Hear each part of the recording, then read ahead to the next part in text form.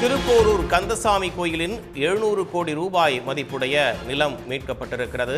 அறநிலைக்கு துறைக்கு எதிரான இந்த வழக்கு என்பது முடித்து வைக்கப்பட்டிருக்கிறது. அண்மை செய்தியாக பார்க்கிறோம். வழக்கறிஞர் ஜெகநாத் தொடர்ந்த நீதிமன்ற அவமதிப்பு வழக்கை உயர்நீதிமன்றம் முடித்து வைத்திருக்கிறது. திருப்போரூர் கந்தசாமி கோயிலின் 700 கோடி ரூபாய் மதிப்பிலான 226 ஏக்கர் நிலம் என்பது அறநிலையத்துறையால் மீட்கப்பட்டிருக்கிறது.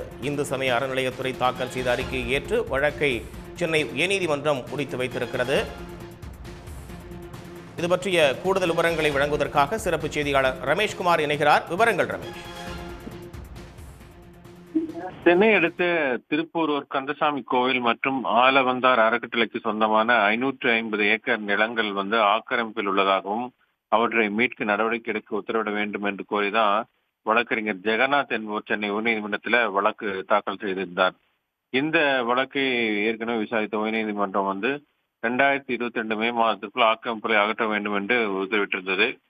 இந்த உத்தரவின் அடிப்படையில் ஆக்கிரமிப்புகள் அகற்றவில்லை என குற்றம் சாட்டிதான் மீண்டும் வழக்கறிஞர் ஜெகநாத் சென்னை உயர்நீதிமன்றத்தில் நீதிமன்ற அவமதிப்பு வழக்கு தாக்கல் செய்திருந்தார். இந்த வழக்கு தலைமை நீதிபதி MM ஸ்ரீவத்சவா மற்றும் நீதிபதி G அருள்முருகன் அமர்வில் விசாரணைக்கு வந்தது. நீதிமன்ற உத்தரப்படி இந்து சமய அறநிலைத்துறை ஆணையர் ஸ்ரீதர், திருப்பூரூர் கந்தசாமி கோவில் செயலாளர் குமாரவேல் ஆகியோர் நேரில் ஆஜராயிருந்தனர். அப்போது அவர்கள் சார்பில் ஆஜரான சிறப்பு வழக்கறிஞர் அருணராஜன் கந்தசாமி கோவிலுக்கு சொந்தமான 700 கோடி ரூபாய் மதிப்பிலான 226 ஏக்கர் விவசாய நிலங்கள் ஆக்கிரமிப்பிலிருந்து மீட்கப்பட்டுள்ளதாக அவர் அறிக்கை ஒன்றை தாக்கல் செய்தார். இதை ஏற்றுக்கொண்ட நீதிபதிகள் இந்த நீதிமன்ற அவமதிப்பு வழக்கை முடித்து வைத்து உத்தரவிட்டனர். தகவல்களுக்கு நன்றி ரமேஷ்குமார். உடனுக்குடன் செய்திகளை தெரிந்து கொள்ள சன் நியூஸ் பெல் ஐகானை கிளிக் பண்ணுங்க.